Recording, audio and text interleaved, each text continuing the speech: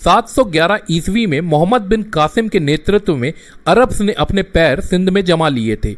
इसके बाद 711 से 713 ईस्वी के बीच कासिम ने कई बार प्रयास किया कि वो कश्मीर को भी जीत ले, पर बीच में ही उसे उम्मयाद खलीफा द्वारा सिंध से वापस बुला लिया जाता है और मोहम्मद बिन कासिम कश्मीर को नहीं जीत पाता है।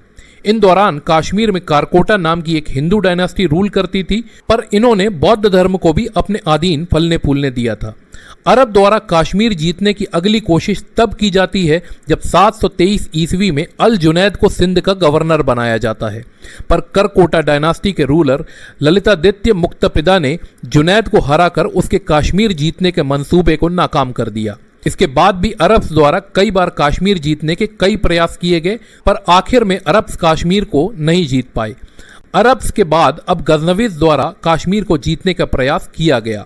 गजनवीद एम्पायर के रूलर महमूद गजनी ने पेशावर के पास रूल कर रही हिंदू शाही डायनास्टी के रूलर जयपाल को 1002 ईस्वी में हराया था। फिर 1009 ईस्वी में एक बार फिर महमूद गजनी ने जयपाल के बेटे आनंदपाल को हराया और तीसरी बार 1014 में महमूद गजनी ने आनंदपाल के बेटे त्रिलोचन पाल को हराया। इन दौरान कश्मीर में लोहार डायनास्टी, जो कि एक हिंदू डायनास्टी थी, उसका रूल था। 1014 ईस्वी में जब महमूद गजनी ने त्रिलोचन पाल को हराया, तब इस युद्ध में लोहार डायनास्टी के रूलर संग्राम राजा ने भी अपनी सेना त्रिलोचन पाल की मदद के लिए भेजी थी। इस जीत के बाद महमूद गजनी कश्मीर को जीतने के इरादे से कश्मीर की तरफ बढ़ता है, पर रास्ते में ही भयानक बर्फबारी होती है, जिसके चलते उसका संचार संपर्क टूट जाता है और उसे वापस लौटना पड़ता है।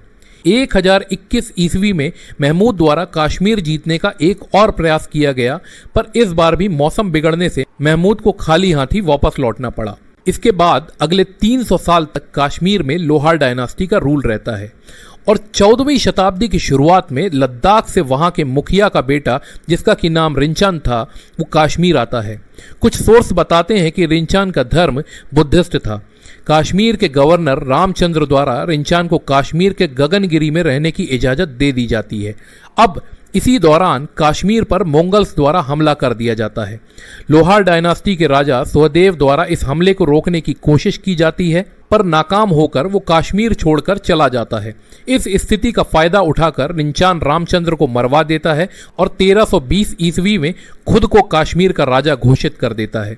कश्मीरियों का समर्थन पाने के लिए रिंचान ने रामचंद्र की बेटी कोटा रानी से शादी कर ली और रामचंद्र के बेटे रावण चंद्र को अपना कमांडर इन चीफ बना लिया।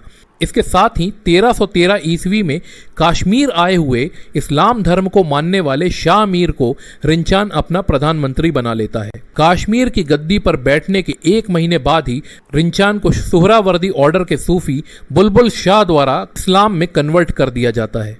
इसके बाद रिंचान का नाम बदलकर सदरुद्दीन शाह रख दिया जाता है और इस तरह 1320 में सदरुद्दीन शाह कश्मीर का पहला मुस्लिम शासक बनता है। 3 साल बाद 1323 में सदरुद्दीन शाह की मौत हो जाती है। इसके बाद कश्मीर का रूल कोटा रानी के हाथ में आ जाता है, पर शाह मीर ने 1339 ईस्वी में कश्मीर की गद्दी कोटा रानी से छीनकर खुद को कश्मीर का सुल्तान घोषित कर दिया। अब 1339 ईस्वी में कश्मीर में पहली मुस्लिम डायनास्टी शाह मीर डायनास्टी आ चुकी थी। आगे चलकर 1389 ईस्वी में इसी शाह मीर डायनास्टी से कश्मीर का सुल्तान बनता है सिकंदर शाह मीरी। सिकंदर शाह मीरी ने कश्मीर की राजनीति में इस्लामीकरण की शुरुआत की, जिसके की बाद कश्मीर में बड़े पैमाने पर अपरिवर्तनीय परिवर्तन का मार्ग प्रशस्त हो जाता है। मध्यकाल के कश्मीर के इतिहासकार जोन राजा लिखते हैं, सिकंदर शाह मीरी ने कश्मीर में बने हिंदू और बुद्ध मंदिरों को तोड़ना शुरू कर दिया।